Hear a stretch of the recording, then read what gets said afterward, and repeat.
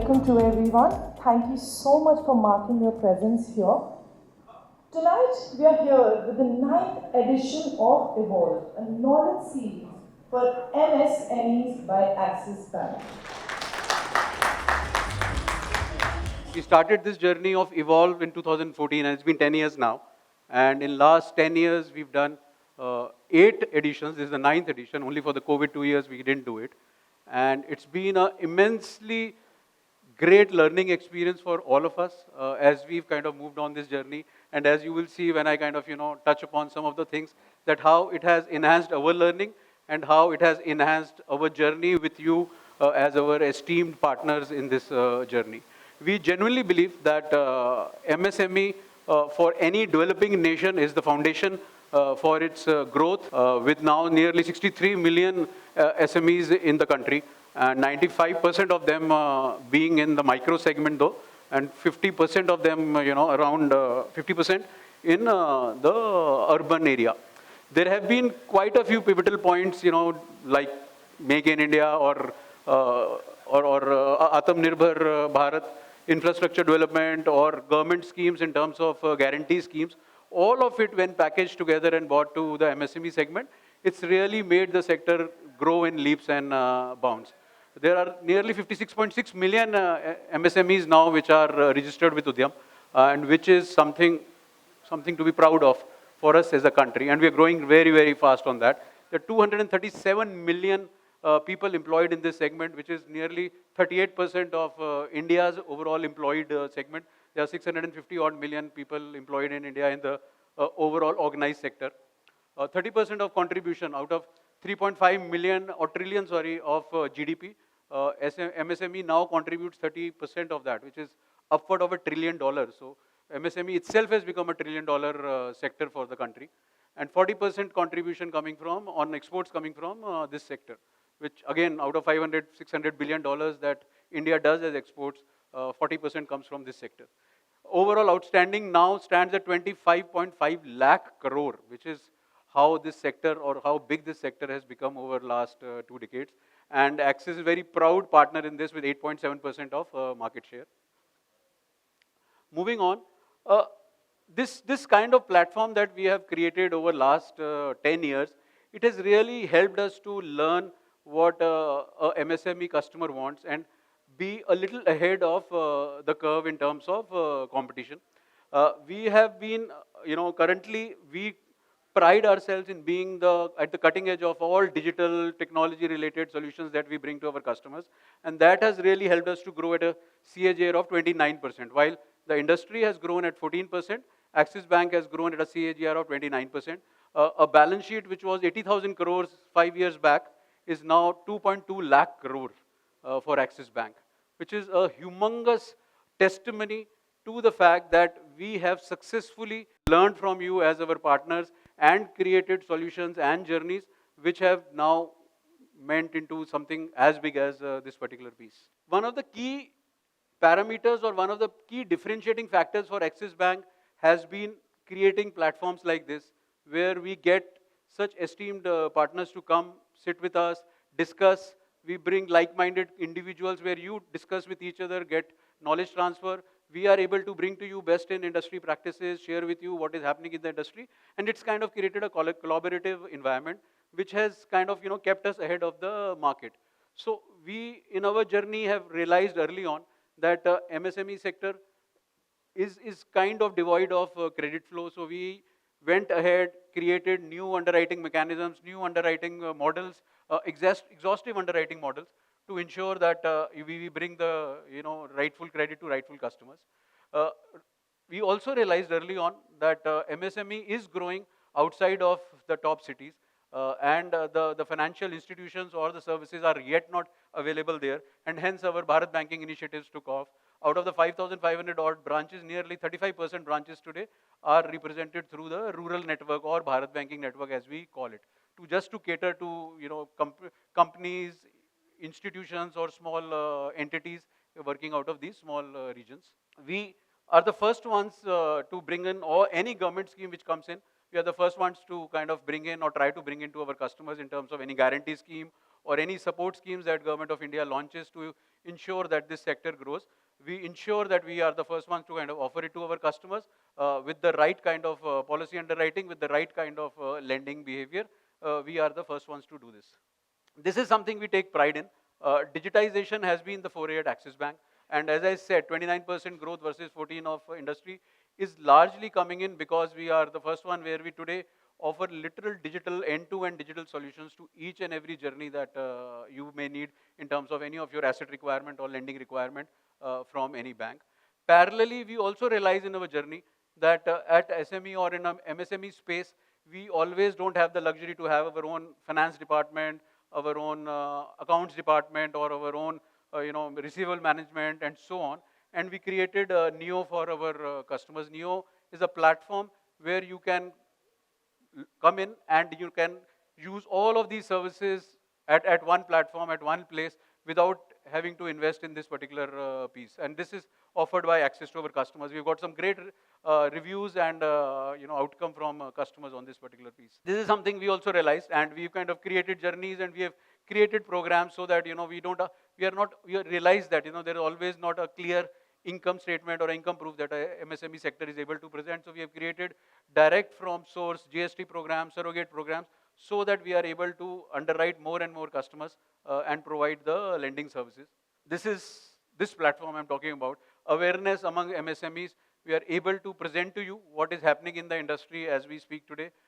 We are able to hear from you that you are able to tell us what is it that we should be doing more, bringing on the table, so that what we provide to you is ahead of market, is best in class in terms of either servicing or in turnaround time or in pricing and so on and so forth. So this is the outcome of this evolve as an event when we come together and do this.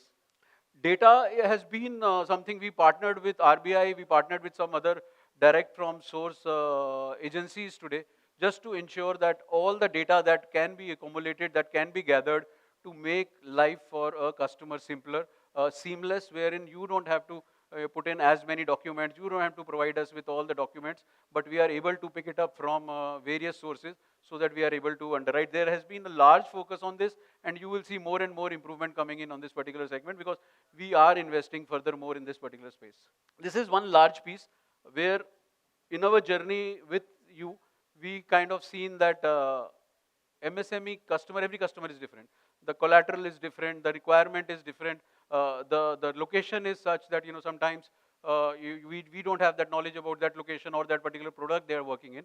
But we have worked extensively across our policy arrangement or our underwriting arrangement to underwrite or to be able to underwrite each and every collateral, be it machinery or be it stock or be it receivables and so on and so forth, so that we can provide a solution to you from that perspective. Moving on, one of the key pillars of our thinking and our approach to deal with this particular space or to be a relevant partner in this particular space has been and hence the product suite that we have created. If you see, starting from a micro company, which will be a small of tomorrow and a medium of day after tomorrow, the entire evolution is captured in our product programs or platforms that we have been able to build.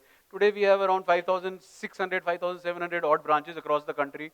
We have nearly 250 odd or 300 RACs which are our operation centers. We have SME centers around 150 across the country.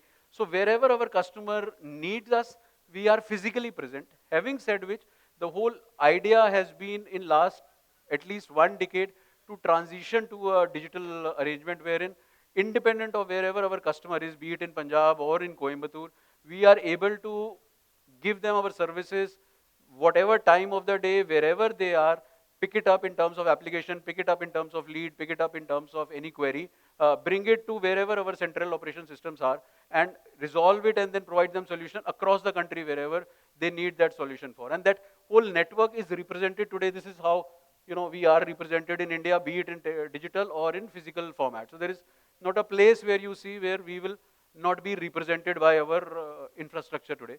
And that, I think, gives a lot of comfort to MSMEs because they are small entities. They want that physical closeness or digital closeness or a feeling that they can reach out to Axis Bank whenever they need Axis Bank. And that is something which has kind of really played a big role in our growth.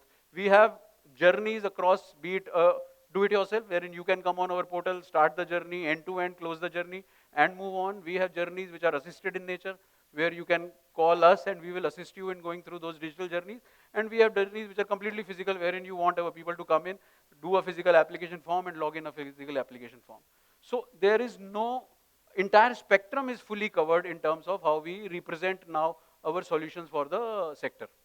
This, as I touched earlier, this is something I think we built from scratch, build basis events like Evolve across last 1 decade, picking up feedback from our partners like you across the country, reaching out, understanding that what is it that a MSME lacks today in terms of infrastructure when they are a micro or a small company. What is it that they need the most and which they don't have, because it kind of, means so much in terms of investments, in terms of green dollars and so on.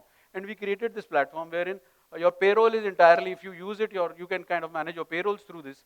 You can bring in your entire accounting, because this is also logged in with Tally. So you can do your entire accounting there. Your GST integration is there. So all your GST is kind of tracked, managed, and ensured that you deal with from here.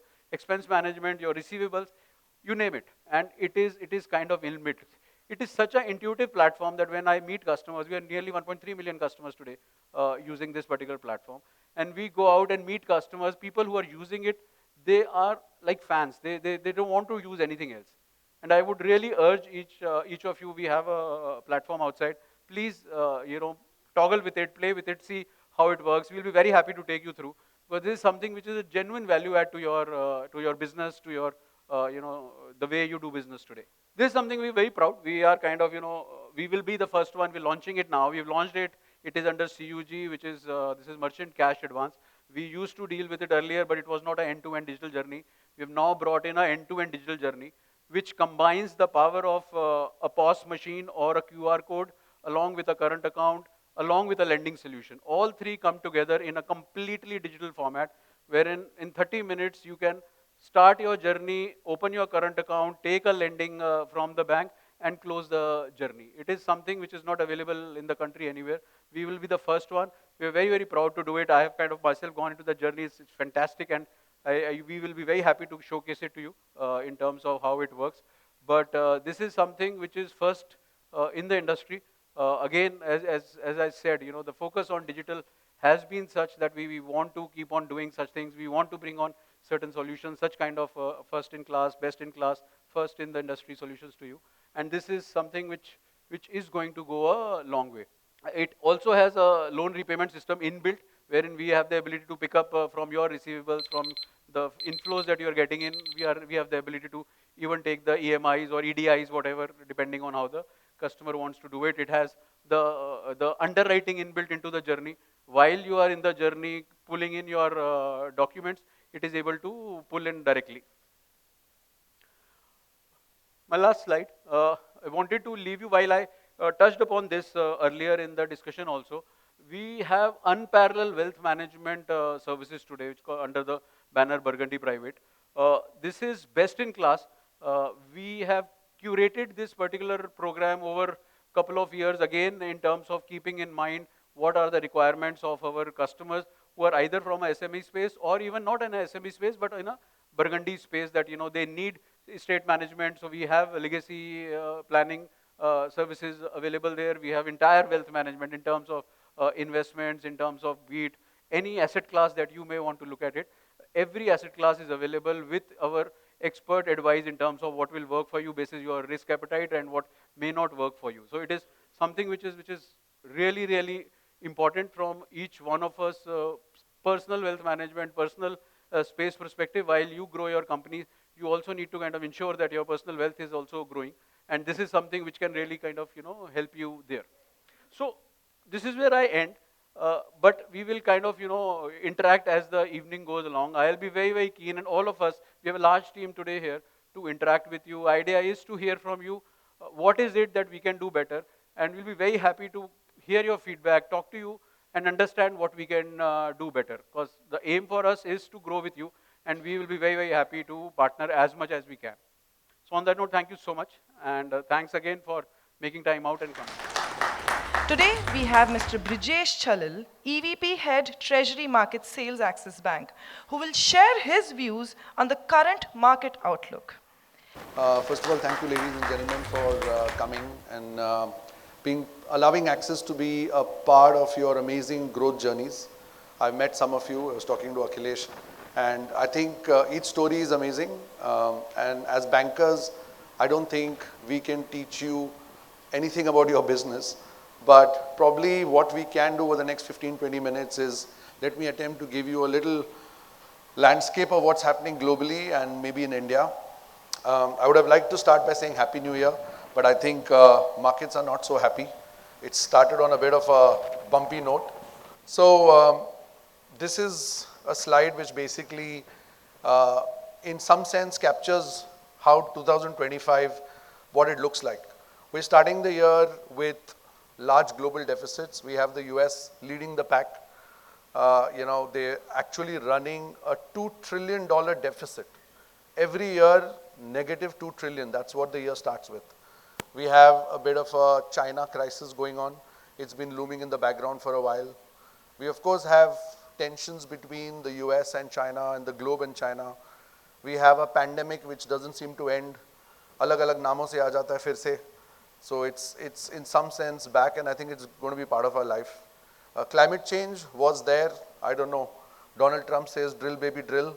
So I don't know which way climate change is going to go, but it's something that has been there. Inflation, which was our big worry in COVID times, we thought it was controlled, but it looks like inflation is back on everyone's lips and is something that could be the boogeyman again. Of course, there are things like demographics, some positive for some countries, some negative for some countries.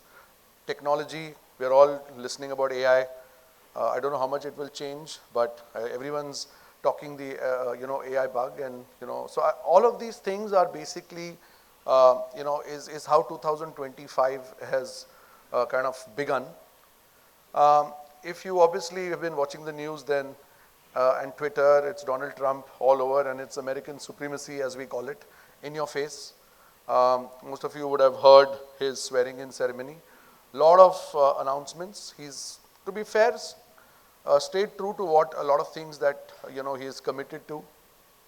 He's announced emergency in the south. He's building the wall.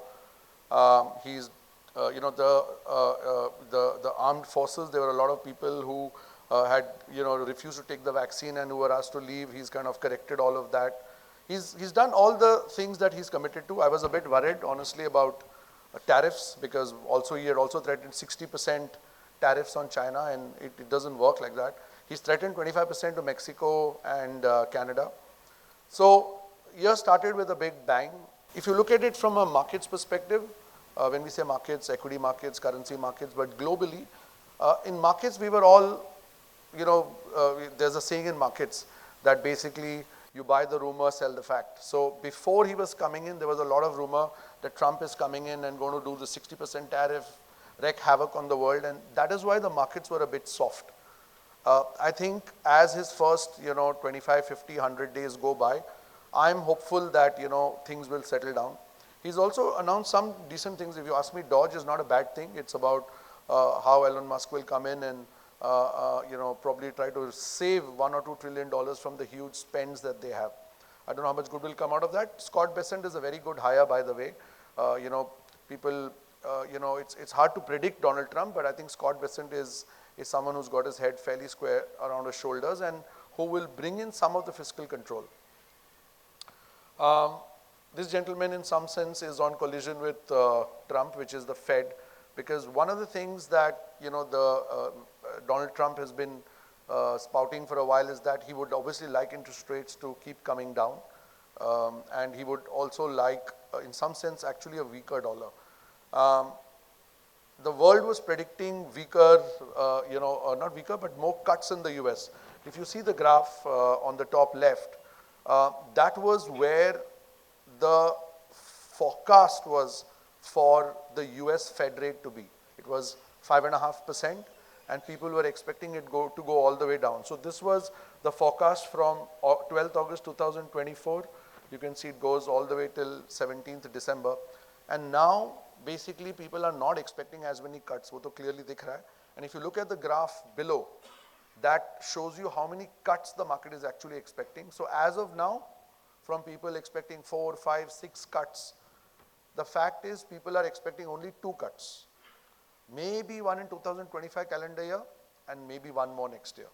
So what's, as businessmen, what you have to understand is interest rates फिलहाल नीचे नहीं आ रहे हैं, inflation ऊपर जा रहा है.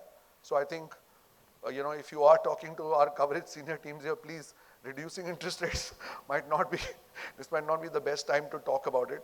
Let's see what happens and how it unfolds. Many of you, most of you are in manufacturing or in some kind of, in the MSME space, and a lot of the capex that you do comes from Europe. And so you probably know Europe better than us. But yes, I would say, Europe is suffering. They had a war in their backyard, which hopefully now will stem down. But they're not in the best of spaces. And the sad thing for Europe is, their GDP has been down. Inflation has begun to pick up.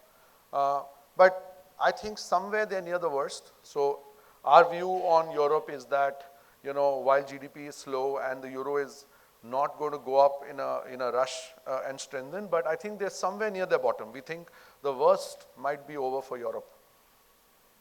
Probably one more reason is the US funds the Russia-Ukraine war. It's a 60 billion bill, which Donald Trump says, now I will not pay. So might as well end the war, right? China is a bit of a concern. We really don't know what the numbers mean, because when China says next year we're doing 5% growth, whatever happens, unka wo 5% target meet ho jata hai. So it is, so no one believes the numbers fully. But in a nutshell, if I tell you about China, and again, most of you, aap log jate honge China for your capex, for your goods. I think we have to give China the credit that, they've transformed their economy in the last 20, 30 years. And they've become, obviously a manufacturing machine for the world. But you have to understand what triggered that and how they did it. So they were the only country in history to have almost 40% of their GDP as investment, right? So imagine you're spending so much of, you basically accelerated all the way down. And that is what was giving our economy that size. Today, the world's second largest economy, growing at almost 10% for so many years. Now what's happened is, somewhere, they're a very large economy, they can't grow at double digit, they also have to realize.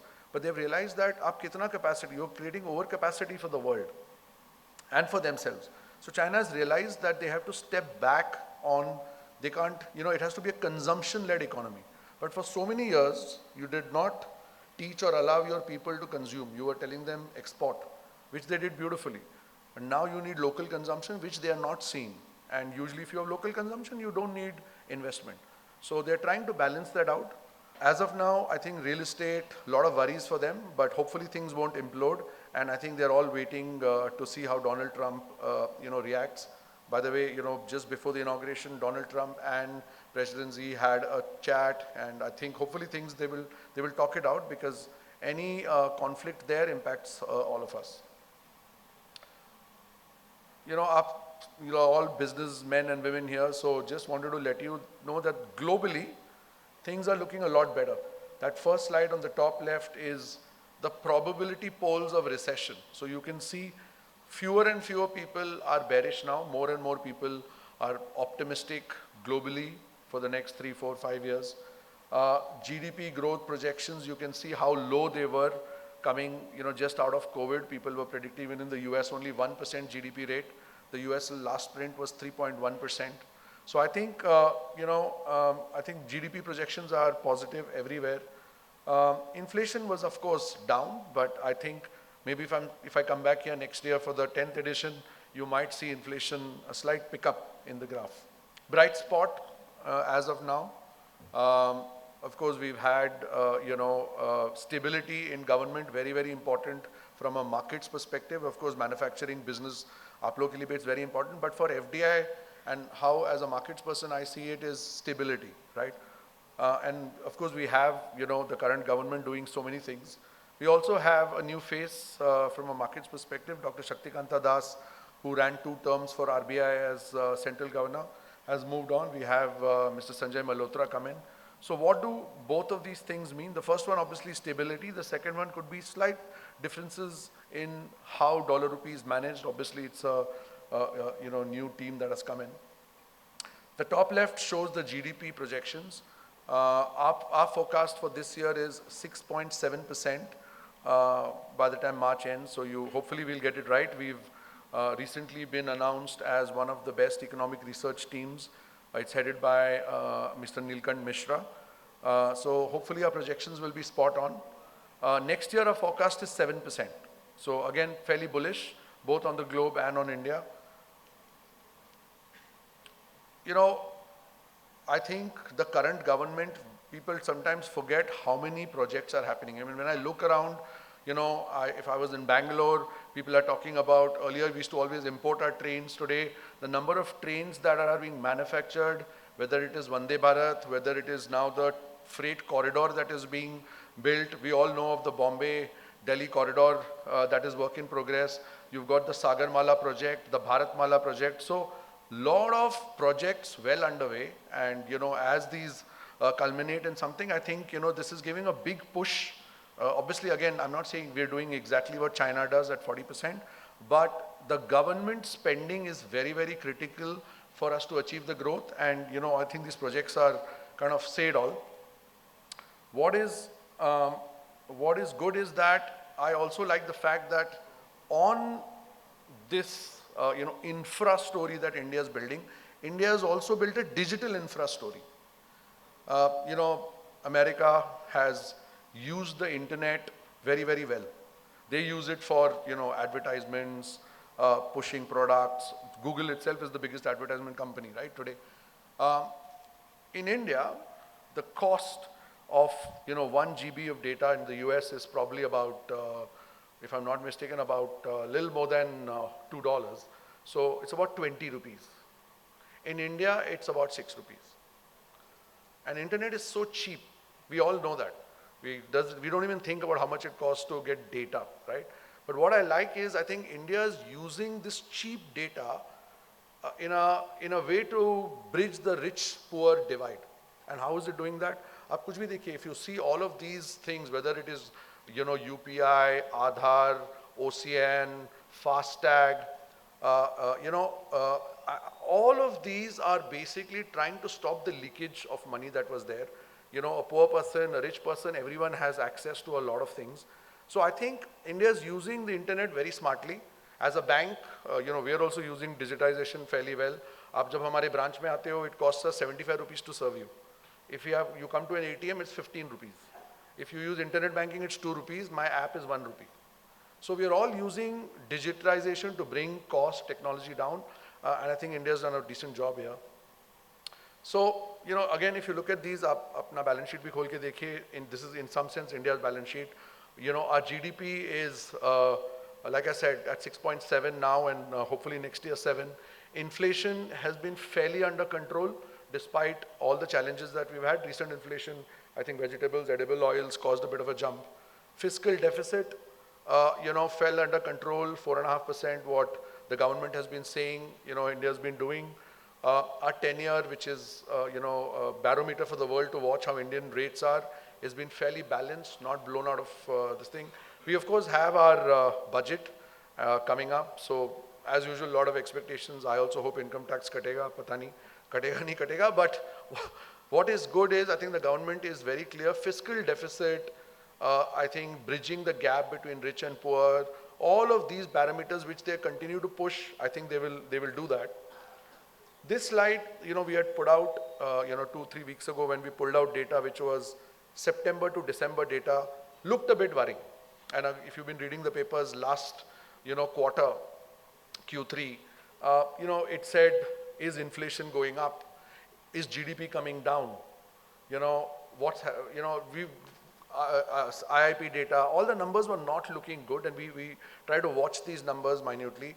Honestly, our belief, and thankfully, I was just speaking to our economist team even yesterday, we've again begun to see a reversal and a green shoot. So we're basing the fact that how are we so confident, for example, to say 6.7 growth when, the last prints were lower?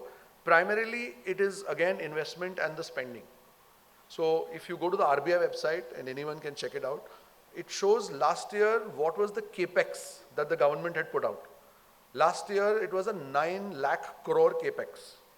For 6 months they had spent 50%, which was about 4.5 lakh crores. This year the capex is about 11 lakh crores. And till September, the amount spent was barely 4 lakh crores. यानी अगले 6 महीने में उन्हें 7 lakh crore खर्चने, and they have to do it, right? So what has been happening is the money flow has started. You'll obviously see a lead lag effect, but as that money comes into the system, you will definitely see, a boost in, and MSME will definitely benefit from that. So we are fairly bullish that you will start seeing green shoots, and as you go into March, you will see more spending from the government. So India is a good story. This is, we call it it's a Dolex graph. For most people, when I talk to customers, people say dollar rupee is a currency pair. Actually, it is a dollar that is considered the world's biggest asset. And then it's the dollar versus everything else. Dollar versus equity, dollar versus gold, dollar versus rupee, emerging markets, G7, G3. So every time there is a problem in the world, you can see GFC crisis, Euro crisis, Fed rate cycle, Trump, first election crisis, COVID-19. What happens is you will always see a jump in the Dolex. And why does this happen? Quite simply, imagine you're a global citizen, you're sitting on, $20 million, $50 million, you have invested it in equities, some land in Portugal, Spain. Whenever you hear of a crisis, aap kya karte ho? You will sell everything and you will just hoard your money, right? And globally, the currency of the world happens to be the dollar. So every time there's a crisis, you will see the Dolex go up. And sadly or funnily, if the crisis is in the US also, it is the Dolex that goes up. Now, when the Dolex goes up, बाकी सब कुछ पिटता है. Equity markets, and the most classic example is Donald Trump coming back to power. The dollar index was 102. As soon as news came that Trump is winning and won in November, the Dolex went from 102 to 109. And the result you've seen, dollar rupee, we're all discussing what's happening, equity market suddenly, why is there a meltdown? Itana acha picture tha, what happened? So it is primarily this graph causes all of it. So markets, we kind of keep tracking this Dolex or Dolex index. We call this market risk on and risk off mode. So whenever people are selling everything and buying dollars, it's what is called as risk off. Risk is off like a button. And when things are getting better, it'll be risk on. So we think that the worst in some sense, because Donald Trump is already here, he started announcing things. The world is still not broken. He's still hopefully announcing things slowly.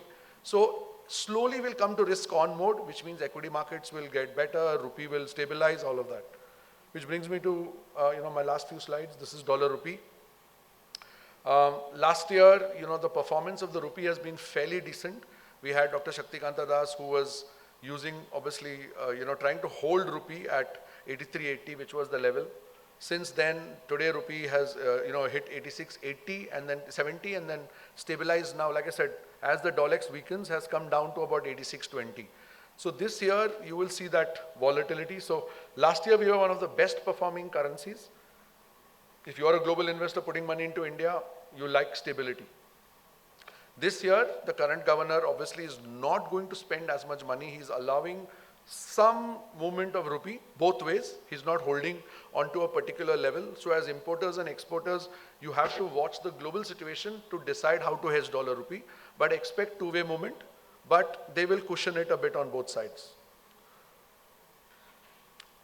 This is something that most of you know, that dollar premia is always, it's important that you take advantage of it. Usually rupee does not usually depreciate as much as the forwards indicate, but in between forwards were very, very low.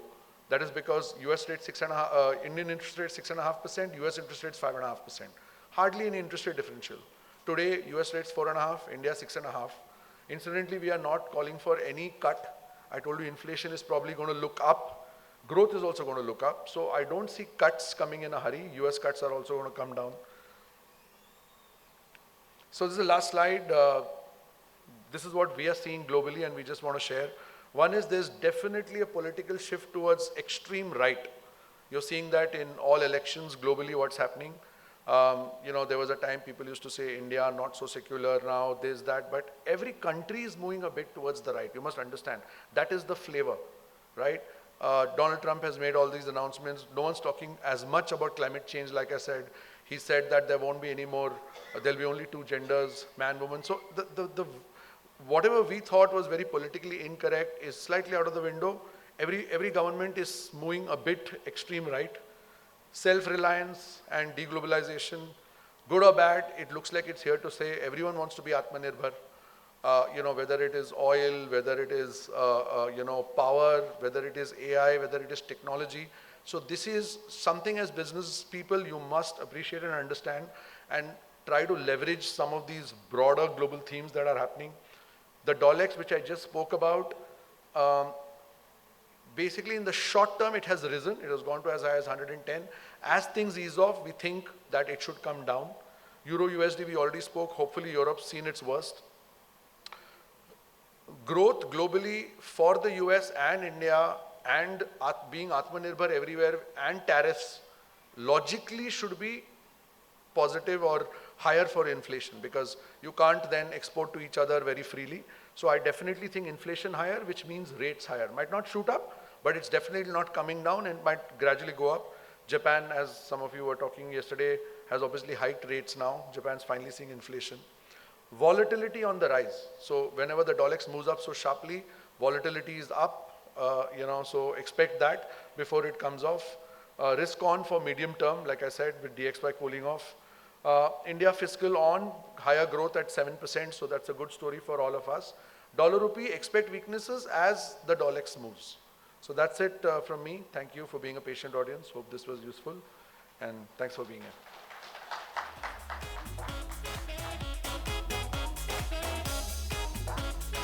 Successful business are not built overnight.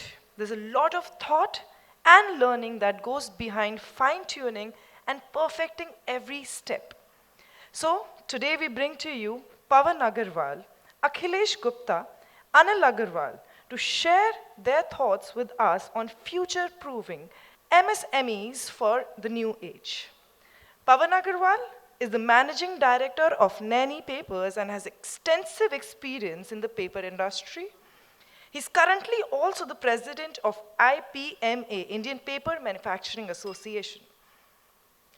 With a BTech in Electrical Engineering from IET Lucknow and Executive MBA from the reputed Indian Institute of Foreign Trades, Pawan has been instrumental in developing new products for the paper industry. Driven by his techno-commercial vision and technical prowess, NPL was successful in launching the first agro-based absorbent kraft paper in the country.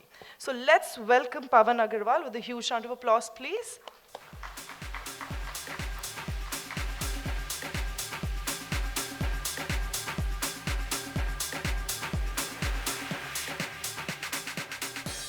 Akhilesh Gupta, Director Herbochem, completed his bachelor's from IIT and was based out of Manhattan, where he worked for companies like JP Morgan, UBS, and Citibank.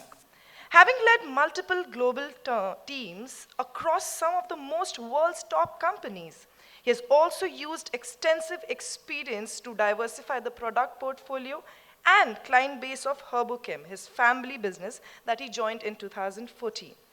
A huge round of applause for him as well. Please, let's welcome Akhilesh Gupta. Moving ahead,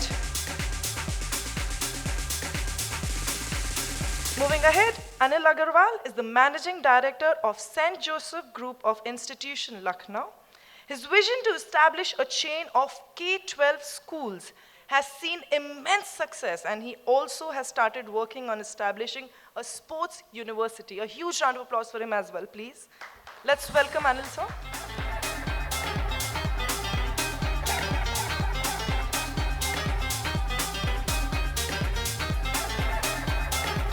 In conversation with them, we have Mr. Prashant, TS President and Head Mid-Corporate Group, Medium Enterprises Group, Axis Bank. Prashant heads the mid-corporate MEG business at Axis Bank, leveraging over 25 years of experience spanning both wholesale and retail banking.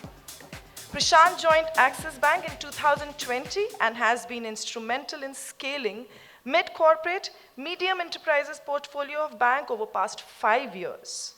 He also has been involved in several important transformation projects, driving execution in wholesale banking coverage group. We truly hope today's session will be an insightful one and you will be able to get all your answers. Let's welcome them with a huge round of applause, please. Hi, good evening, ladies and gentlemen. Thanks, Agarwal ji. Thanks, Akhilesh. Yeah, we have two Agarwals on the panel. Folks, we're going to just keep it candid in terms of our conversation. I think in every Evolve series, we try and have a few of our clients come and share their experiences. I think Saurabh gave a view about what we are doing as a bank. I think, and Brijesh gave all the gyan or global gyan that you wanted to know. And now we'll have a chat with these gentlemen on the floor. So let me start with the questions. Agarwal ji, I think you're the second generation entrepreneur in your business. I think what difference have you seen in the business 10 years ago and now? I think I have been seeing a lot of changes that are happening. So for you, you know, what changes have you seen in the business 10 years back to now? Okay, so thank you so much, Prashant, for that question. And thank you so much, Axis Bank, for inviting me for this particular event. I'm so very pleased and glad to be here. Well, there's been a lot of change, I must say that. And I'm into business for last 30 years now. So you have asked about the last span of 10 years with some particular specific reason for that maybe. I tell you, I must say, the things have changed rapidly now. And the way we used to work 30 years ago, that is no more there. And in all spaces, there has been a great technological shift, disruption in technology in a great way. And we all know, we've been talking about AI and so many other things. So that is one thing. And number two, there has been a change in our thought processes also. The change in the markets, market expectations. You know, lot of new technologies coming up, not only in manufacturing, but in marketing. You know, lot of e-platforms. So there's a great change in everything you do, and the way you sell your product, Sure. the way you service your customers. That has also changed a lot. So and one more thing, Prashant, just to add to that, because of these changes, you know, it has become very difficult for any business to do a decent forecasting even for a year. Yeah. You know, earlier we used to forecast for 5 years, 10 years easily. And there were slight variations, but no more. And just to give an example, last year we made our budget. Yeah. And we have just completed, 9 months. So I was doing my review of the budget, annual budget for first 9 months. And you won't believe, there was a variance in almost all the important fields in double digit.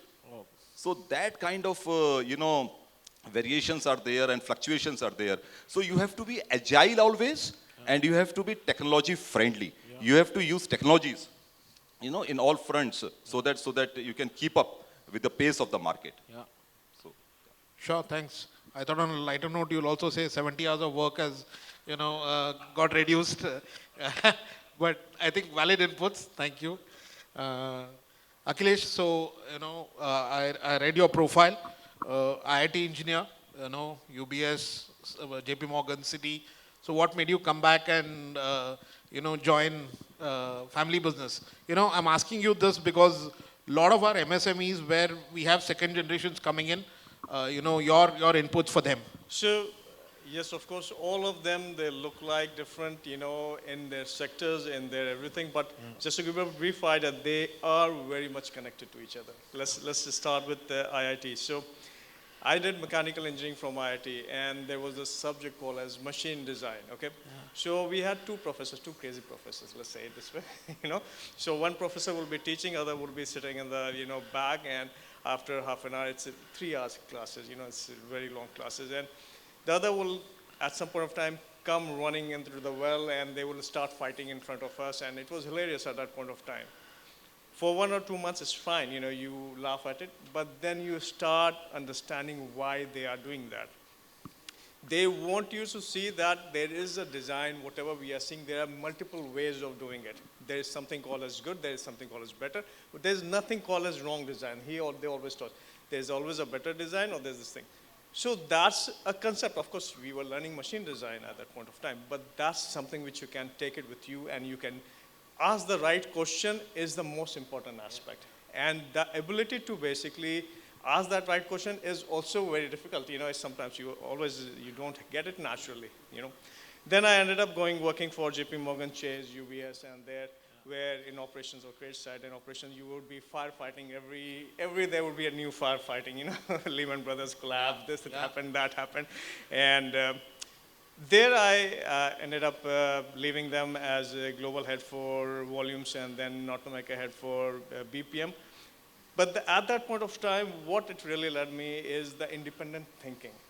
The way I think it's not always that I would we are a family business, and it's not always that I would always agree 100% with my father and everything. We will talk it out, we will figure it out the right way, but unless and until I don't bring that independent thinking to my company, I cannot create the right vision. And having the vision is the most important aspect of it. Yeah, of course, we are in times where, in coming weeks or months and years, you will see that every week there will be something which Trump will do, and he will wake up in the middle of night and he will tweet something and things will start going that. But, having these background has helped me shape my company and my father's company, our workers' company, our farmers. There's a lot of stakeholders in this company, and have helped me to bring them together to basically form Herbochem Industries. We probably have around 20 to 25% of all mint which goes through us in the international market. 90 to 95% is our exports, although not by design. We want to have more domestic, but that's how it is at the moment. So there's a lot of basically goodwill which there is in the market. We have thousands of farmers, we have a lot of, so when you look at these families and the work which we have done, it's important that I bring all these experiences which are there and work and discuss with them and bring that kind of vision to the company so that we get to the next level. Sure, sure. Thanks, Akhilesh. So Anilji, I think education as a business, I think it's a very noble thing to do. And the most exciting part is that your idea of a sports university, why don't you give us and the audience, what is your thought behind it? And, I've interacted with you earlier, and I want the audience to know your thought and idea behind it. See, to start with the school, now to the group of institutions, and finally reaching towards the sports university. Sports university खोलने का मन एक आया, पागलपन सवार हुआ जी। लोगों ने बोला स्पोर्ट्स में पैसा कैसे कमाएंगे, तो मैंने कहा यूनिवर्सिटी चल जाएगी, पैसा अपने आप आने लगेगा। माय एम इज़ ओलंपिक 2036 जो इंडिया में होगा, जो होस्ट करेगी India, and the university name will be the Gyanshila Vishwavidyalaya. उसमें से 10 बच्चा ओलंपिक पोडियम फिनिश करेगा, उस एम को लेके मैं यूनिवर्सिटी बना रहा हूँ। And second thing is, like, as my mother started the institution long time back around 1987, and it was not an easy task. एक 3 कमरे के घर से स्कूल की शुरुआत करना, and from the very low profile, and not supported by anybody, no finances, and no bank was ready to support us also. So it was a difficult task to start, but slowly, gradually, now we have multiple branches in the city, and later on now towards the university that will be mainly based with the concept of that NEP which is there. The vocational and other things will be very there. good. So I'll come back on the vocational thing back to you, and I think we spoke a little more about the sports university. I'll come back on that also. So coming back to you, Agarwal ji, from a manufacturing industry perspective, what challenges do you see? I met a few clients today. Raw material sometimes gets challenging, supply chain gets challenging. So What is your thought around this and what do you want to share with the audience? Okay, so Prashantji, I mean, from the manufacturing point of view, I would like to add one thing. Sure. And I have, in the last 1 decade especially, I have traveled a lot in Europe and a little bit of North America also. I must admit one thing, that manufacturing base is definitely shifting from Europe towards Asia. Wonderful. And there is no doubt about that. Yeah. The only thing we have to look is how much share can India grab out of it. Yeah. Right? And we have to work a lot on so many fronts. Yeah.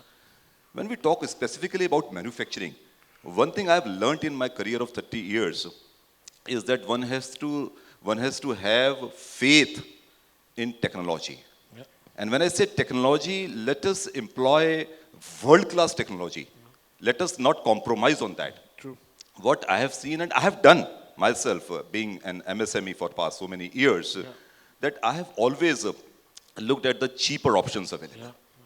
You know, never gone for the best for various reasons. Yes. You know, I mean, capital could be one of the reasons. Yeah. Financial resources are not there. Interest rates are high. Yeah. There may be several reasons. Yes. You know, ROI looks a bit difficult, and we are always under some kind of pressure, and we find reasons for not to employ good technology.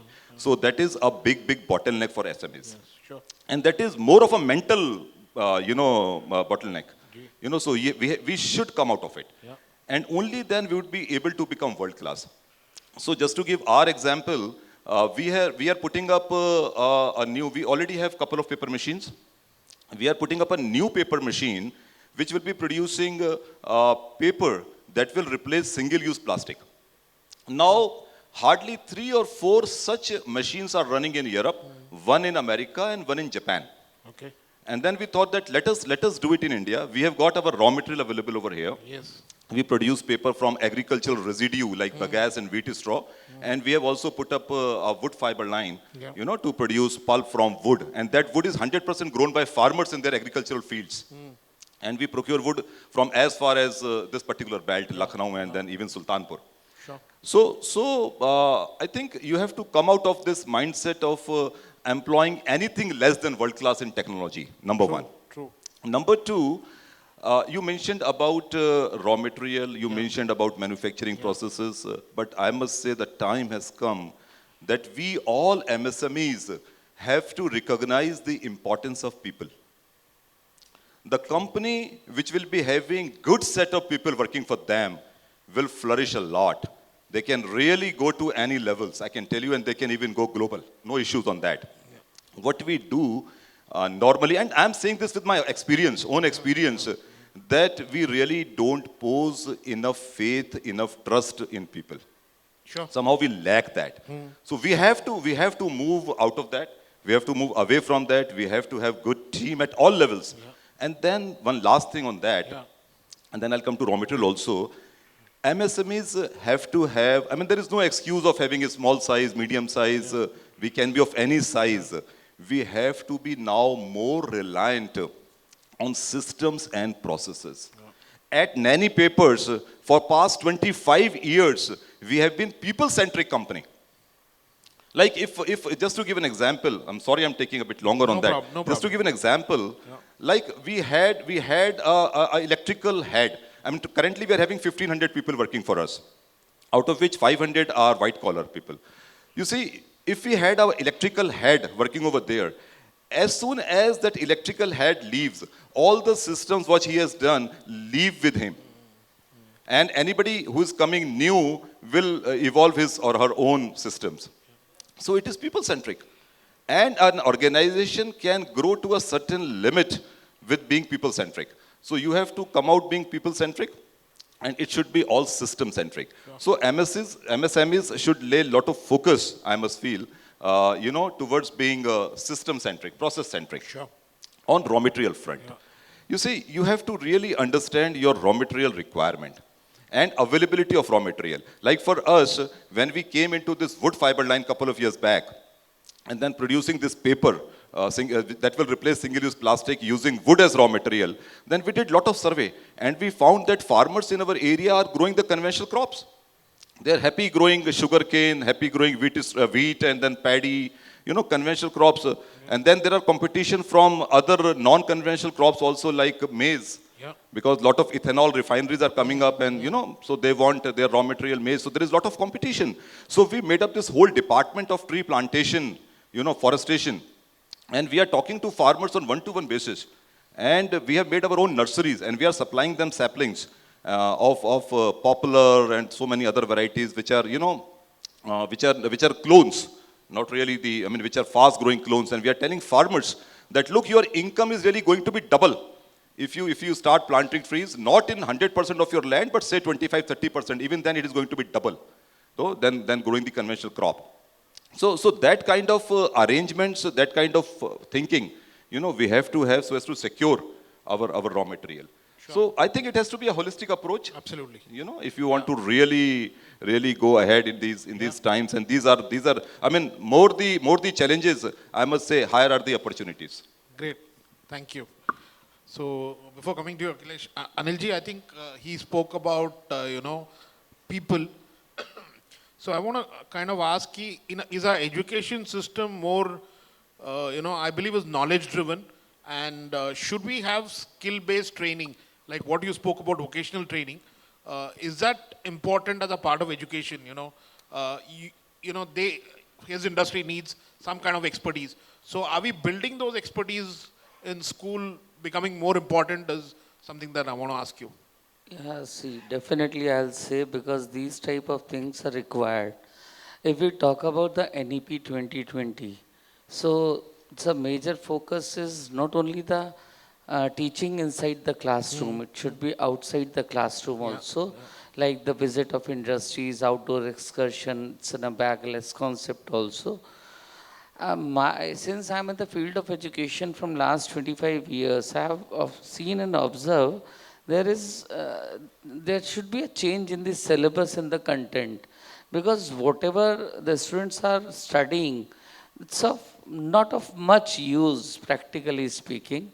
So courses and the modules or the curriculum should be designed on a such basis which is actually beneficial, or otherwise if I would have been the central minister in HRD or something, the education minister.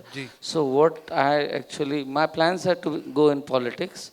So my thing is I'll suggest and ask the corporate people to suggest us what type of course you want we should design, and they can study. So when they are joining any of the organization, company, or they want to be part of like a banking or type of other things. So they can give a better output, because when they will learn from the beginning, the concepts, the things, more clarity will be there. And education I think what I personally feel, always we need reforms in the education, the planning and the curriculum. NEP is actually based on that only, but actual implementation of NEP in India right now doesn't seems to be that much effective, because on one side they talk about the variety of, there will be no stream as such, and other things will be there, but lot more to do, and obviously the technology, the courses that should be based basically, which is actually the requirement of an industry or of any organization. Sure. Thank you. So Akhilesh, coming back to you, I think some of the things that I've learned interacting with you, I never knew Barabanki is the highest grower of menta in the country. There must be many industries in and around like this. So why don't you tell us what as a bank we need to focus on from an industry perspective, Lucknow, Kanpur, all of that? So when we look at UP itself, and I can agree with Mr. Agarwal more than that supply and your supply chain is a very big part of your industry as such. So when we look at UP itself, there are 2-3 industries which are very big, but their potential have been not realized at all. And one of them is, of course, agri-based industries. The second one is the food processing industries, or the third one is essential oil. These industries have not been realized because our processing capacity on the ground here is not there. or if it's not up to par with the world level, or if it's not, the quality is not as per, what is required. Just to give you a brief idea, most of these agri companies, or these are smaller companies, or they are family-run companies. They're the kind of know-how which you need to understand the CUA requirements across the board, or what kind of quality is needed. That is slightly missing, and that doesn't help them. They have to move forward to the next level, wherein there the bank can come in and they can help a lot in there. It's and the potential is huge there, and this is something which UP has to harness, because we are seeing the Chief Minister wants the UP to be 1 trillion economy. 1 trillion economy cannot happen without the agri-industry, unless until we do not go ahead and grasp basically the potential of agri-industry, And I'll give you a very good example of it. One of the companies, global companies, one of the Fortune 500 companies, they wanted mango powders, We have mangoes, so much mangoes, everywhere, So I wanted to connect them with somebody here, I couldn't find anybody. There was nobody out there. It's not that, there is not capability here to do it. It's just that kind of, enablement of these smaller MSME companies are not there at the moment. I think with certain little bit more focus attention to the agri industry, with the banks and with the government, it can happen. And we are definitely coming up with some of the policies as well in March, which is there. And the government is very focused on taking this up to the next level, So we will start seeing some more announcements around probably March time. Great. I think as a bank also we are extremely focused on this. I think we have a segment, Bharat Bank, which completely focuses on the agri-based businesses. So I think, it's a good input, and I think we'll probably completely capitalize on that. There's one thing which I think which we probably as a company have to take, something forward, is using the digital aspect of it. Most of the farmers, when they come and they bring their produce to us, like milk, oil and everything, what we do is we pay them cash, because the farmer do not want it. And there are various reasons for it. Let's not get into those reasons. But at some point of time, the need of the time would be that they need to get onto the bandwagon of the digital India, And it is possible to do it. I do think that it will take 3-4 years for it. And at Herbochem, we are starting to promote it. We have been promoting it for some years, but we do see that it also becomes one of the important places where Axis Bank can play an important role there. Absolutely. Where, we bring the digital revolution, which is there in the cities, which you see it at the rural level, That is very much important. No, I think it's important, Akhilesh. We've done this in the milk business. Amul used to have farmers who used to come and deliver milk and used to take cash. Today, the entire process is digitized. So I think it's similar thing which needs to be replicated. And we have done trial runs for this. We did it a few months back. It is possible to do it. It just requires a lot more effort. But in a couple of years, you will start seeing some of those changes down at the ground level. Agrawalji, back to you. What do you think as a bank we need to do to increase our business in the paper industry and other allied businesses? We have a lot of clients here, what do you think we need to do more? You see, I saw those first two presentations and I was really impressed the way, the kind of research you guys have been doing and sharing with everyone over here and doing such programs like Evolve. So this is one of the things every bank must do.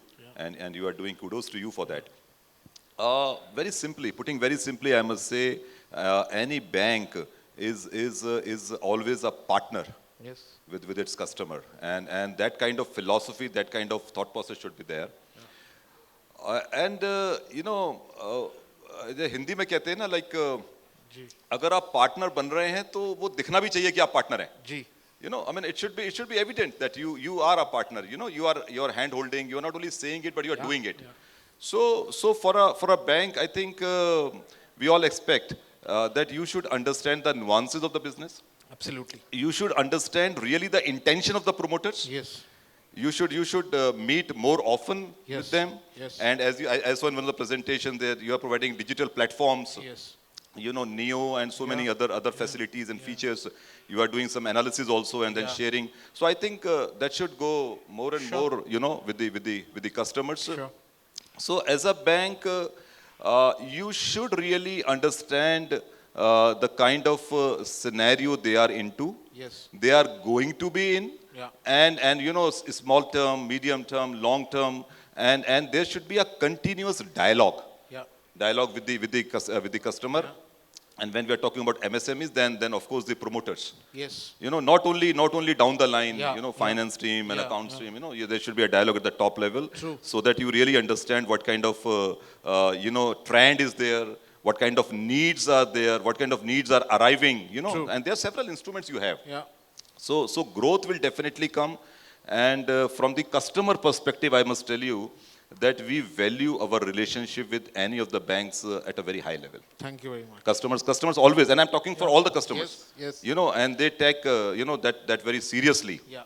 So if anything wrong happens, then we should do some kind of diagnostic study of that. True. And then let us take corrective measures. Many a times things are not in control Yes. of the corporates. Many a times. Yeah. Something sudden might happen, like Russia-Ukraine war. Maybe Yes.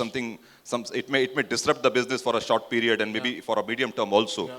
So I mean, it's a journey together. It's a partnership. True. So I think that is all what is expected. So you have mentioned, and I was really pleased to see those slides where you are doing analysis and sharing it with the customers on a regular basis. Yeah. So that's all one can expect. Sure. Thank you. And just one more thing, Yeah, Prashant ji, I'm please, sorry. please. Your first question for that changes in 10 years. Yeah. One thing I forgot to mention, and I wanted to mention that. The biggest change I have seen is shifting, having more concern towards the environment. And MSMEs who are doing it are flourishing. Yeah.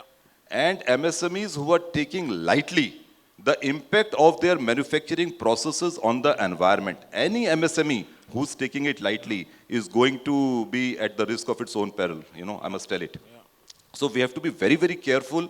We cannot take it lightly, the environment part of it, and also we many a times we feel that it is the responsibility of large corporates. No.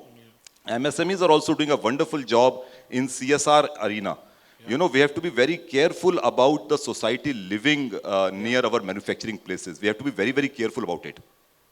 And we should take care of their needs through our CSR spending. And I understand most of us really do it. So these two changes also, I'm seeing towards CSR and environment. Yeah. So I think ESG has become very, very important, Agarwalji. So I think as a bank also, we are very, very focused on that. And again, thanks for the inputs to all our clients on that. What do you think artificial intelligence is playing a role on education today? Has studies become easier? When I was studying, was it difficult? Now, are kids finding it easy to study with AI coming in? See, I'll not say कि AI will change everything. Yeah.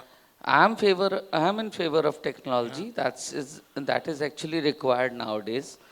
But when we talk about the classroom education, Ji. when during COVID, I want to elaborate. Like even it was a COVID, the pandemic. Everyone said now the education will be online one. Ji. And we can see that because being a hardcore educationist, the education is in my blood. And I was the person who was the reason for the opening of schools in Uttar Pradesh during COVID only. Yeah. There is no replacement of a classroom teaching. You cannot replace a teacher. Just imagine a child of class nursery or playway. Online education is possible. A mother cannot teach his or her child. एक बच्चे को नहीं पढ़ा पाते हैं. How he or she will write the pencil. So the presence of a teacher in classroom is actually required. But obviously, it's two-way. Teaching and introduction and uses of artificial intelligence for some of the topics, Sure. some of the things. So definitely that will bring the changes and Nowadays, the students are, because see, whenever we'll ask AI, say you ask anything, the reply will be there. That's a set reply. So Akhilesh, coming back to you, I think as a business, large amount of your sales is exports. So I think we have a lot of clients who are export-oriented units. What is your input to them, in terms of what they should do? Because supplying to some of these regulated markets is a difficult business. And while Brijesh covered in terms of foreign exchange risk and how, foreign exchange moves, all of that. But from a manufacturing perspective, what should our clients look at being an export-oriented unit? So when we are looking at the export market, we have to be very careful where we are exporting, and we have to do our homework very well. Well, I would not say that we don't have to do our homework very well for the Indian market, but it takes a little bit more effort for the export market because you have to understand the regulations which are there in that country as well.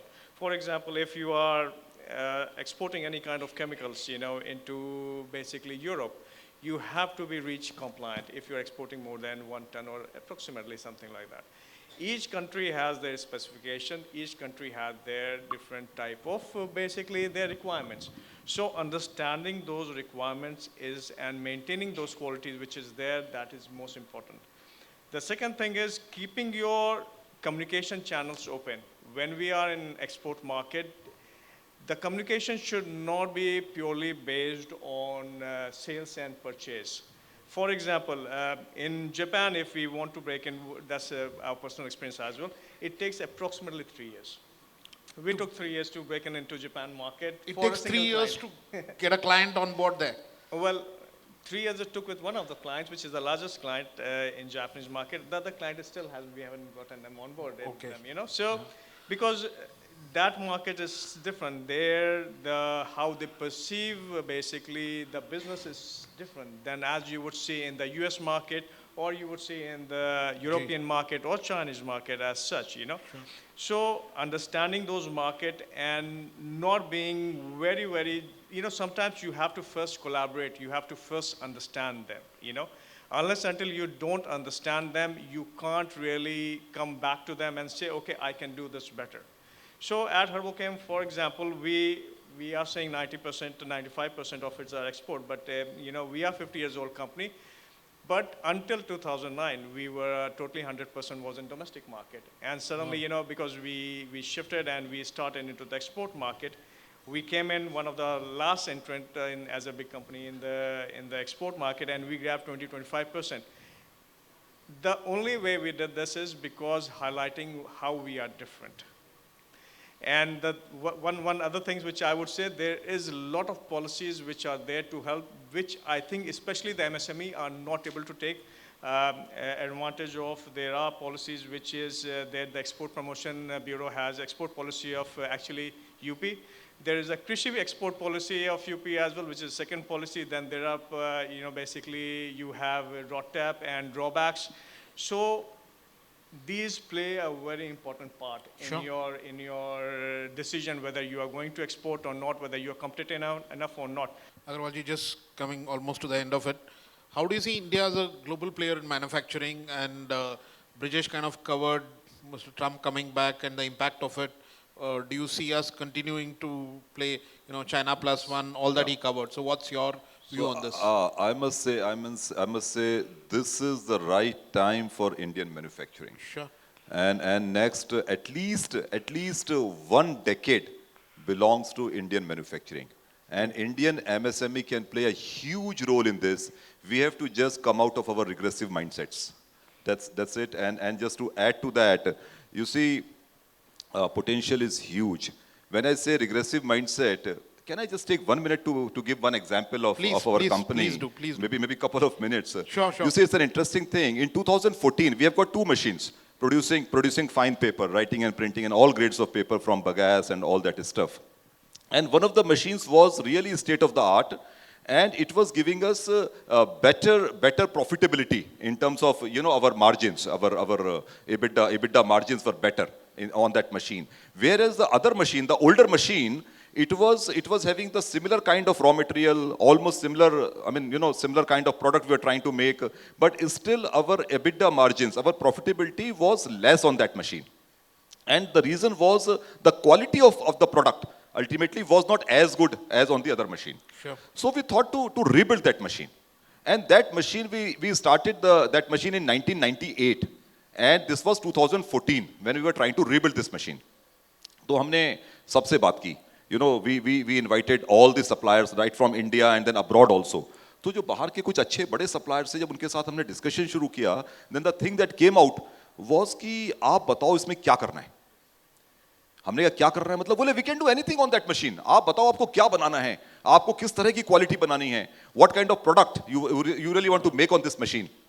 And we can give you, the whole, gamut of equipment, and we can do anything for you on this machine.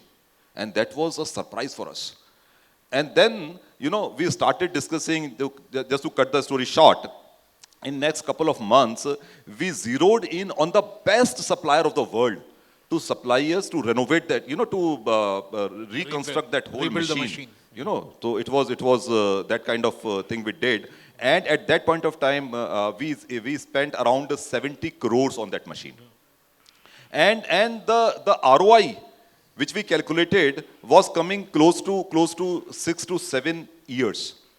And still we were happy that at least we are getting some ROI with this kind of investment. 70 crores we were spending on that machine. And then we started that machine. सारा हमने काम किया उसमें और वो पूरा सब किया और उसको जो best supplier था, he did all the thing on the machine. So we were promised a production of from 3,100 tons per month, a production of 3,700 tons per month. There was a total increase of 600 tons with the desired improvement in quality. Wow. So increase in production of 600 tons, almost 20%, and improvement in quality. That's all which was promised to us. And we did this investment of 70 crores with an ROI of 6 to 7 years. And friends, today, we are producing more than 5,500 tons on the same machine. And our ROI was less than 2 years. Wow. And that was the day we started believing in technology. Technology never lets you down. Great. Thanks, Agarwalji. I think, Anilji, just picking up from what Agarwalji said in terms of the decade belonging to India, I want to know, are educational institutions thinking of having entrepreneurship in their syllabus? Today, if you look at it, post-graduation में है, graduation में थोड़ा-थोड़ा सिखा देते हैं. Should it start at much, earlier कि school में सिखाएं कि entrepreneurship क्या है? And that's when probably India will start producing more entrepreneurs. Yeah, definitely. If I talk about the syllabus in 11th, 12th, now these subjects, these topic, introduction, the commerce stream subjects, it is there. Sure. And obviously, I can say, and like if I'll correlate it with the sports university, the idea which came in my Yes. mind, as like मैं इसको थोड़ा सा इस दूसरे aspect पे लेके चलता हूँ 2 सेकंड के लिए. जी. The Prime Minister of the country is focusing majorly on sports, Khelo India, School Olympics. He's talking about. We have never seen a Prime Minister talking to the students before the board examination, Pariksha Pe Charcha. He will. Yeah. We have never seen a Prime Minister is talking to a player when he wins the medal for the country. And still, अगर मैं दूसरा contradiction बोलूँ जो मुझे pen देता है हम सबको कि 140 करोड़ की population है और ओलंपिक में एक भी गोल्ड मेडल नहीं आया. That was the biggest pain, irony of the country. 140 crore की आबादी वाला देश नहीं ला पाता और जबकि छोटे छोटे से कंट्री मेडल टैली में बहुत ऊपर निकल जाते हैं. जी. See, globally अगर देखें तो recognition कुछ चीज़ों से मिलता है. So sports is also one of the field. Absolutely. If we'll talk about the state में our chief minister, now the Major Dhyanchand University is coming, the first sports university of government in Uttar Pradesh. Nobody even thought for the sports कि sports को केवल लेके चलते थे कि it's a game. But sports में there are like avenues में if we talk about हर बच्चा हर स्टूडेंट खिलाड़ी नहीं बनेगा जी. और हर बच्चा बीपीएड एमपीएड करके टीचर भी नहीं बनेगा. बट स्पोर्ट्स में बिजनेसमैन बन सकता है. So at university level entrepreneurship, manufacturing of sports, sports goods, sports kits, उसके like as we go abroad now, when we see like the universities, they are teaching the students how the manufacturing can be done. And son, so a student who is taking the admission can think of in that way also. Ki one day he'll become an entrepreneur and he'll open his industry for the manufacturing of a sports good. So these are the things, and it is coming up widely. Many people are thinking on this aspect, and globally it will be accepted also. So in that way. Sure. Thank you. Thank you. So I think coming to the last question, open to all three of you, one by one you can answer. The concept of the Evolve series this year is Future Proofing MSMEs. So I think we've spoken quite a bit about that. What is your expectation from the bank, and what is your message for our other clients? So I must say, you guys are doing a tremendous job. देखिए ये आसान नहीं होता जिस तरीके से आपने बताया कि you have covered 1,000. I was saying 1,000 corporates in a year. Yes. And that's the average Yeah. you have covered, and 50 cities in India. Yes. So I think let us scale it up. Sure. As I mentioned, Michelangelo, Yeah. You have to think big, plan Absolutely. big. So Yeah. why only 1,000? Why only 50 cities? Yes. Let us cover more. Yeah. Let us do it more often. Let us interact. Maybe in smaller groups. Let us Yes. try to understand. Let us have some panel discussions, more panel discussions. कुछ question answers भी होने चाहिए थे प्रशांत जी। अभी खाली हम तीनों लोग बोल रहे हैं, अभी सामने पता नहीं क्या उनकी सोच है, पीछे क्या उनको लग रहा है। तो मुझको लगता है कि बैंक के अगर रोल की बात करें तो इंडस्ट्री एयर कंडीशनड ऑफिस से नहीं चलती है। बॉम्बे में कॉर्पोरेट हेडक्वार्टर्स में बैठ के इंडस्ट्री की समस्या को नहीं समझा जा सकता है। We have to really move down to the field. अगर कोई एग्रीकल्चर फील्ड में काम कर रहे हैं तो हमें एग्रीकल्चर फील्ड पे भी जाना पड़ेगा। कोई स्पोर्ट्स यूनिवर्सिटी की अगर बात कर रहे हैं तो स्पोर्ट्स फील्ड पे जाना पड़ेगा, उनके ट्रैक देखने पड़ेंगे, समझना पड़ेगा कि किस तरह की इंफ्रास्ट्रक्चर रिक्वायरमेंट्स हैं। और हम लोगों को बहुत एक मिलके with great association with हम लोग, मुझे लगता है कि काफी, क्योंकि I have been dealing with banks for the past 30 years और बीच के 15 साल ऐसे थे कि we were 100% debt free company। हमें पता ही नहीं था कि लोन क्या होता है और क्या है पिछले 15 साल से। ये तो अभी हमने जब ये प्रोजेक्ट लगा रहे हैं then we came up to the bank। So मुझे लगता है कि एक तरह का अविश्वास, if I can use that word, एक तरह का अविश्वास है, डिस्ट्रस्ट है कस्टमर में और बैंक में, है ना, वो दूर होना चाहिए। और उसमें कंपनीज भी, कॉर्पोरेट्स भी रेस्पॉन्सिबल हैं। सारी बात तो खुल के बताते नहीं। अगर मैं यहाँ पर आपको बंद कमरे में एक छोटी सी एग्जांपल दे दूं, so when I entered into this business, Akhilesh and Anil ji, so मैं लखनऊ से मैंने इंजीनियरिंग किया। I am so very thankful to you, आपने मुझे लखनऊ में बुला लिया। मैं बहुत सालों बाद आया हूँ लखनऊ में। तो जब मैं पहली बार हम ये प्रोजेक्ट लगा रहे थे पेपर इंडस्ट्री, सो ये मैंने ही शुरू किया। तो हमने 10 करोड़ का प्रोजेक्ट था और इसमें बस 10 करोड़ का प्रोजेक्ट था और इसमें 5 करोड़ का लोन था और 5 करोड़ हमारे पास लगाने के लिए थे, राइट। सो जो 5 करोड़ का लोन था उसमें 2 लोग इन्वॉल्व थे, यूपीएफसी एंड पिकअप। अब दोनों ही नहीं है ना, that time that one bank तो हुए नहीं करते थे, बैंक तो खाली वर्किंग कैपिटल देते थे। हमने कभी सुना ही नहीं कि बैंक टर्म लोन देते हैं। तो यूपीएफसी एंड पिकअप, तो 2 करोड़ 40 लाख रुपए यूपीएफसी ने दिए और 2 करोड़ 50 लाख रुपए पिकअप ने दिए। एंड यूपीएफसी में एक एमडी हुआ करते थे उस समय, रवि मोहन सेठी साहब, he was an IAS officer. और यूपीएफसी जो वर्ल्ड हिंदुस्तान में 25 या 26 फाइनेंशियल कॉर्पोरेशन थे at that point of time, 25-26, ये नंबर 1 या नंबर 2 रहता था नीचे से, UPFC always at the bottom. And Ravi Mohan Sethi sahab ने इसे नंबर 2 बना दिया था 2 साल के अंदर, ऊपर से नंबर 2, राइट। उनकी स्टाइल क्या थी? So I was there with my father and Prashant, as you are sitting over there, so Sethi ji was sitting like this, my father was sitting here, I was sitting here. And he said that Pawan, कहाँ से किया engineering? मैंने कहा sir Lucknow से किया। किस में किया? मैंने कहा इलेक्ट्रिकल इंजीनियरिंग किया। क्या कर रहे हो? मैंने कहा सर पेपर प्लांट लगाना है। क्यों लगाना है? You know, and that was only just 10 to 15 minutes. मैंने कहा बस हमारे यहाँ रॉ मटेरियल बहुत है, वहाँ पेपर मिल्स हैं, क्या बनाओगे? ये बनाएंगे, क्यों बनाएंगे? He had a deep conversation and then he asked my father कि अग्रवाल साहब आपसे तो मुझे बस एक ही सवाल करना है, आपके बेटे से मैंने सारे सवाल कर लिए, अब बस खाली आपसे एक सवाल करना है। बोले क्या? बोले नंबर 2 का पैसा कितना है? I mean, this was Ravi Mohan Sethi, IAS officer, MD of a financial corporation. Agarwal साहब, कहीं कोई टेप नहीं हो रहा है, कहीं कुछ रिकॉर्डिंग नहीं, मोबाइल तो थे ही नहीं उस समय।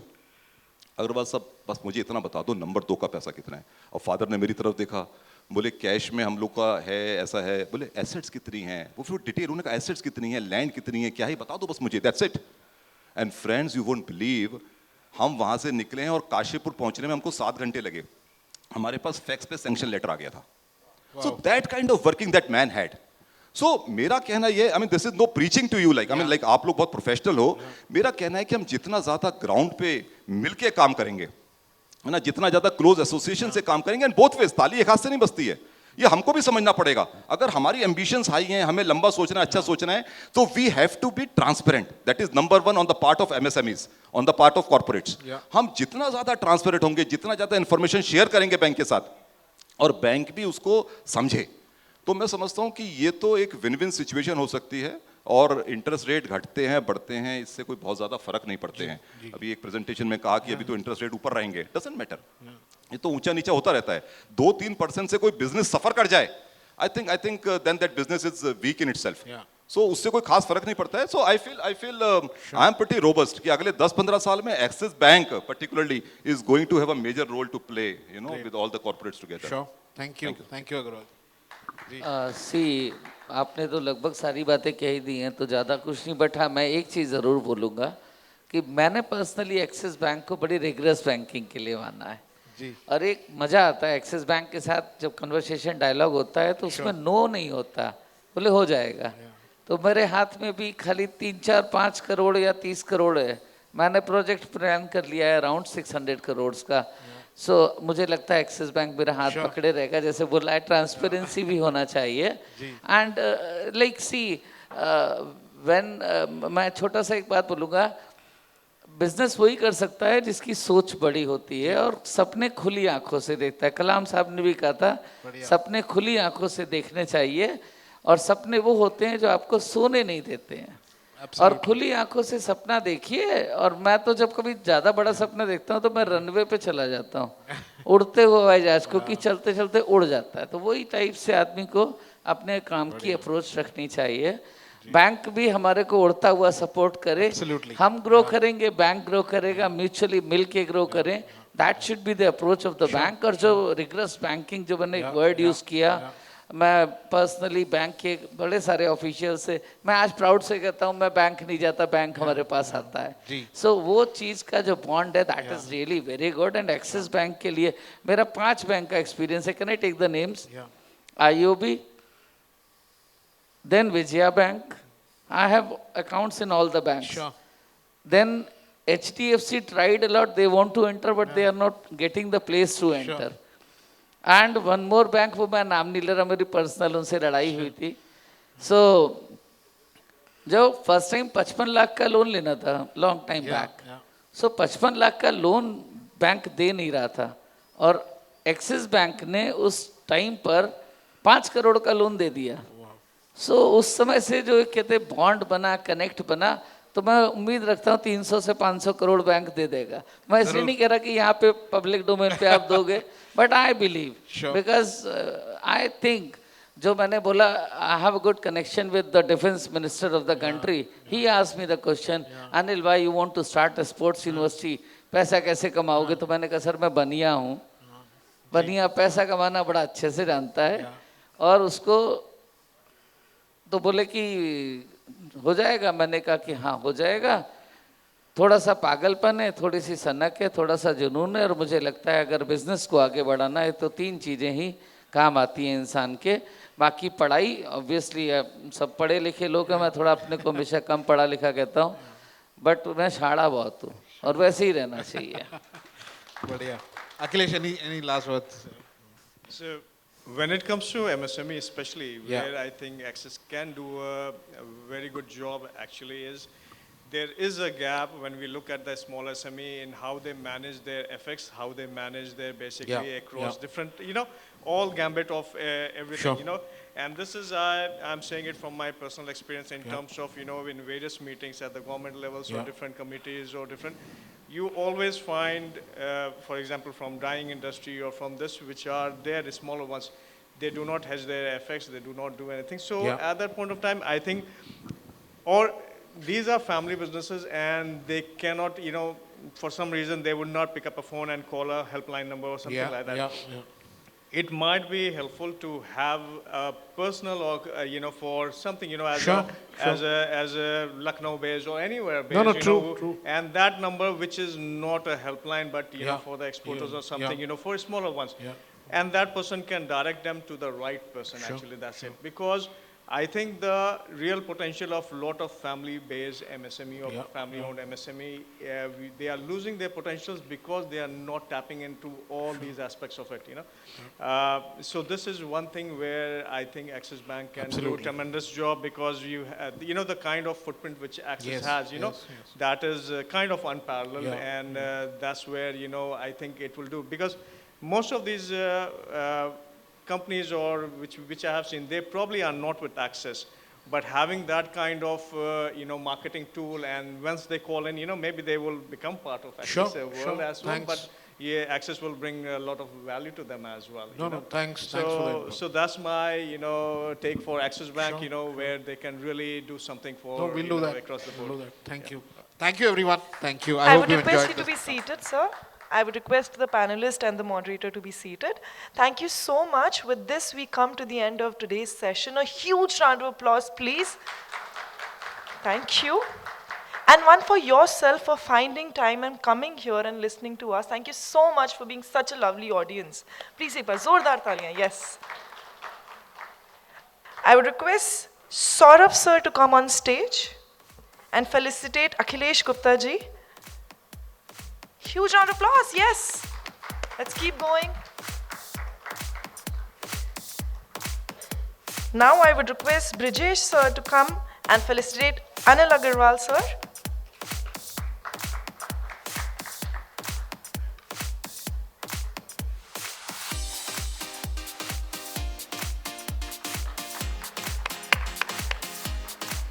Thank you, gentlemen. We hope this was insightful. I hope you all enjoyed it. एक बार जोरदार तालियां for all of them once more.